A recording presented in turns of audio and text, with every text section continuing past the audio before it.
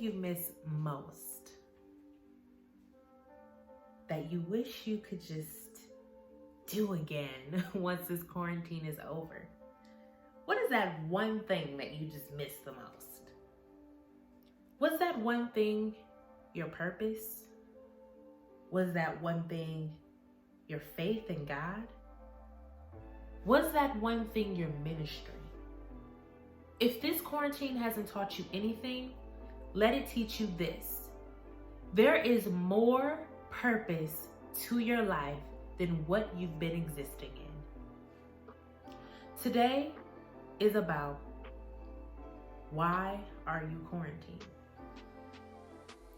See, I believe we've been looking at the quarantine all wrong. We've been looking at the quarantine as a disease going wild that no one can control, and we're afraid, so we have to social distance ourselves. And it's in this social distancing that people are becoming more depressed. People are becoming more saddened and lost of hope. People are going crazy. People are losing grip with life. People are losing their mind. People are posting. People are TikToking. People are trying to fill their time. But their filling of the time is because they have nothing to distract their mind. Their mind. And that very first thing, that one thing that you said you missed the most, that wasn't God, or had nothing to do with God, or that wasn't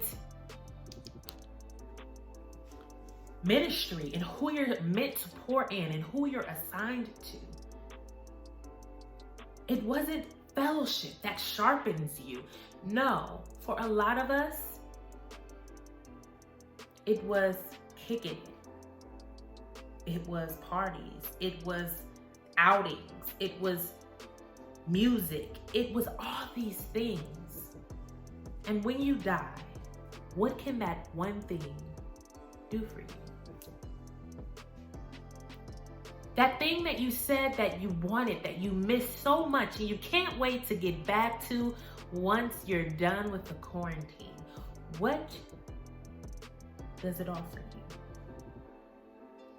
See, we don't want to talk about one thing that's inevitable, and that's death. The second part that this quarantine has showed me we've been looking at all wrong is just how out of control you and I truly are. See, the reason why I say that what your number one thing should be focused on are those three things: God, your ministry, your purpose, is because there is something much greater than what we do every day. Whether it's going to work, whether it's just talking to friends or going to concerts, making a plan for tomorrow. Some of us don't know what tomorrow holds. And look at right now, in 2020. Listen, some things are out of human control. At the end of the day, they can predict and try to theorize how snow is made, how rain falls, but they can't grab a cloud and bring it down and show us. We never see exactly how mankind is created from dust. But we know that we must return to it. And when we return, there's no greatest book of world Guinness that will tell us what is going to happen in the afterlife. But there is one great book. One great book that some of us say we believe in. A lot of us preach on. But when the ultimate test comes up, God exposes us. Is it wisdom or is it a lack of faith? Are you on the boat when the storm goes back and forth, or are you sleeping peacefully? What are you displaying to others around you? Are you proclaiming that sickness and disease is far from you? Or are you social distancing, not even hugging, because you truly believe that you'll get it possibly? Why are you, not who's next to you, not who you're talking to, you, why are you quarantined? What have you not focused on that you were supposed to focus on months and years ago? Are you finally facing the relationship that you shouldn't have even been in to begin with?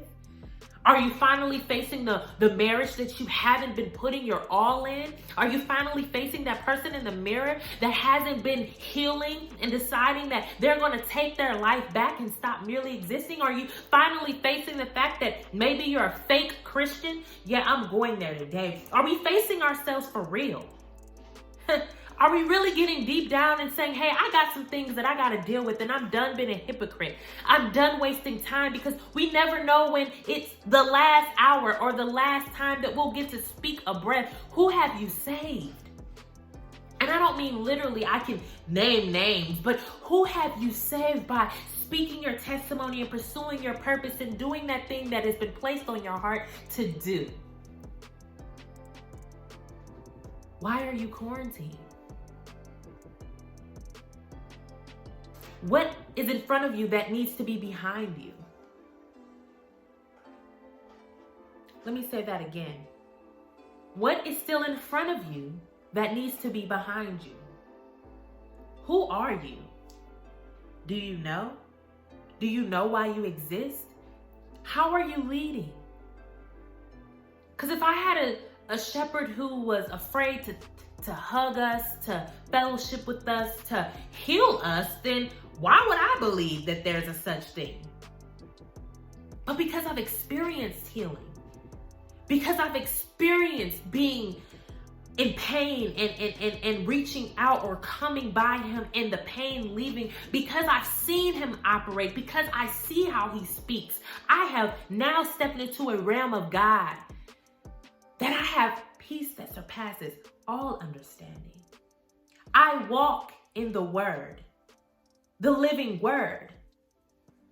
Are you a living word or a dead word? Church, it is time to stand up. And don't confuse wisdom with lack of faith. Wisdom doesn't abolish the word.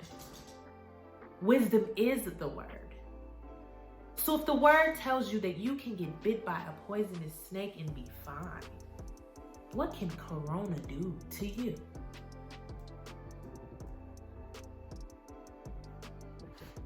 Now, I'm not saying that people are wrong for not meeting, and I'm not saying people are right for continuing to meet. I'm just bringing up points that we need to ask ourselves, why are we quarantined? What are things in our lives that are unaligned? Was it a lack of time spent with family members? Are we putting our jobs and other things before priorities? Only you know. But I want you to ask yourself seriously, why are you quarantined? And decide to come out of this quarantine by capitalizing it. Don't allow yourselves to drown in it. Answer the question, survive it, live through it, empower yourself through it, and know that there is hope, that there is life, that there is something greater awaiting for you to just knock on that door so that it can be open to you. This is Jajara Speaks, and we are setting the record straight by living one day at a